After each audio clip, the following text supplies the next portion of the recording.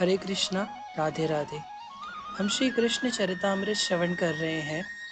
आज का प्रसंग है ब्रह्मा को जब मोह हुआ। विधि यह नाम है ब्रह्मा जी का, क्योंकि यही तो विधान बनाते हैं। शास्त्रीय विधि, श्रोत, सामर्थ विधि, हर क्रिया का विचार विवेक, यह सब ध्यान में रखते हैं ब्रह्मा जी। तात नंद नंदन की लीला का दर्शन करने आ गए थे। यहाँ सृष्टि का कार्य छोड़कर आए थे। देवता सब जय हो नंद नंदन की कहकर जय घोष कर रहे थे। हंस में विराजे ब्रह्मा जी ने भी देखना चाहा कन्हैया को, पर उस समय तो इतना इनका वन भोज चल रहा था और उस वन भोज में कोई विधि नहीं थी, ना कोई विधान था। कन्हैया खा रहे हैं। ग्वाल सखा अपने घरों से लाई हुई वस्तुएं कन्हैया के मुख में दे रहे हैं। कन्हैया भी खा रहे हैं। यहाँ तक कि ब्रह्मा को कोई दिक्कत नहीं थी।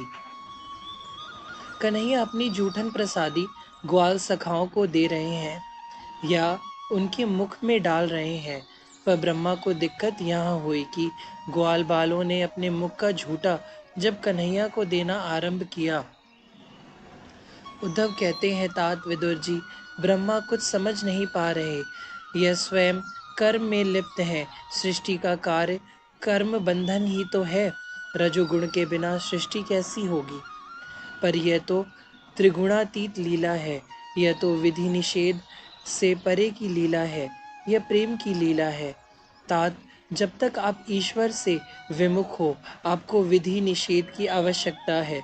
पर जो ईश्वर के सदैव सम्मुख है, जिसका मन बुद्धि चित्त में बस ईश्वर ही समा गया है, उसे क्यों पड़ी है विधि निषेध की?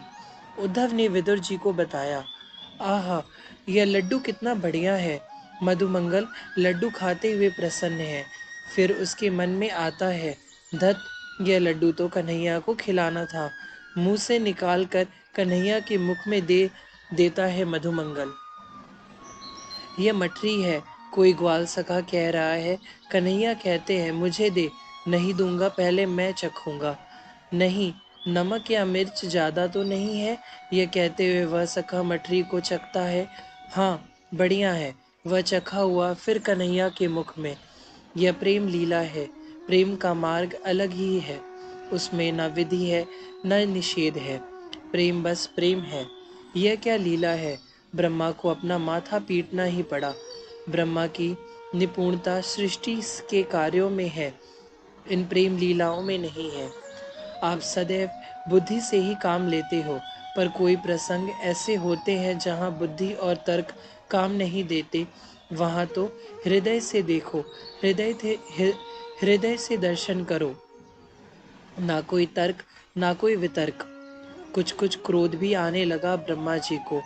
तुम इसे ईश्वर मान रहे हो, जो विधि निषेध की धज्जियां उड़ा रहा है? ईश्वर गंभीर है।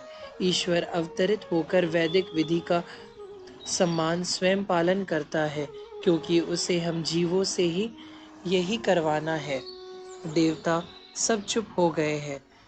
ब्रह्मा जी ने आकर इस प्रेम लीला में अपने तर्क का प्रयोग करना शुरू कर दिया था, जिससे लीला का रस अब देवों को मिल नहीं रहा। तभी हरी हरी डूब का लोभ बछड़ों को दूर ले जाता है।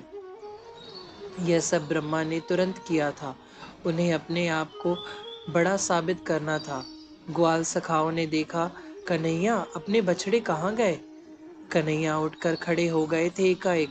गंभीर होकर उन्होंने नभ की ओर देखा था, पर तुरंत उनके मुखमंडल पर एक अद्भुत हास्य तैरने लगा, मानो कह रहे हो, पुत्र, आज अपने पिता की परीक्षा ले रहे हो। सखाओ, तुम सब खाते रहो, मैं देखकर आता हूँ बछड़ों को।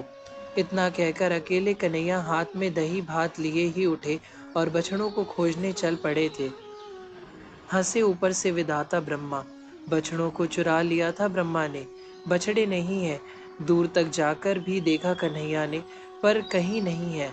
चलो आ जाएंगे, ऐसा कहते हुए लौटे कन्हैया जहाँ उनके ग्वाल सखा थे। पर यह क्या, जब अब वहाँ यहाँ अब कोई नहीं है। ग्वाल सखाओं को भी हरण कर लिया था ब्रह्मा ने। ब्रह्मा देख रहे हैं कि ये करता क्या है अब। मानो अब चुनौती दी कन्हैया ने ब्रह्मा को। तुम्हें सृष्टि का रहस्य अभी तक समझ में नहीं आया ब्रह्मा। अहंकार करते हो कि मैं ही बनाता हूँ सृष्टि।